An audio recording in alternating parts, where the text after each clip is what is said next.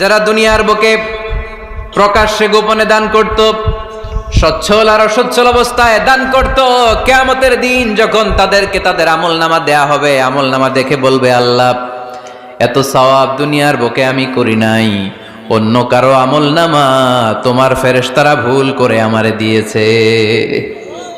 আল্লাহ এত আমলনামা তো আমি করি নাই, এত নেক কাজ কোত্থেকে আসলো, এটা আমার না, তোমার ফেরেশতারা ভুল করে আরেকজনেরটা গছাই দিছে আমারে।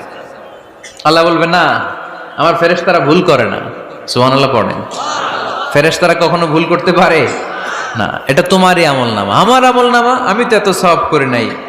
আল্লাহ বললেন, তুমি যে ওই আমার খুশির জন্য দান করেছো, ওই ছোট্ট দানটাকে আমি বড় করে তোমার আমলনামায় ঢুকাই দিচ্ছি। আরো আস্তে কোন সুবহানাল্লাহ। হাদিসে এসেছে, কামা ইউরাব্বি আহাদুকুম ফুলুয়া, তোমরা যেমনি ছাগল পালো, বাছুর পালো, আল্লাহ তাআলা তোমাদের দানটাকে এরকম পেলে পুষে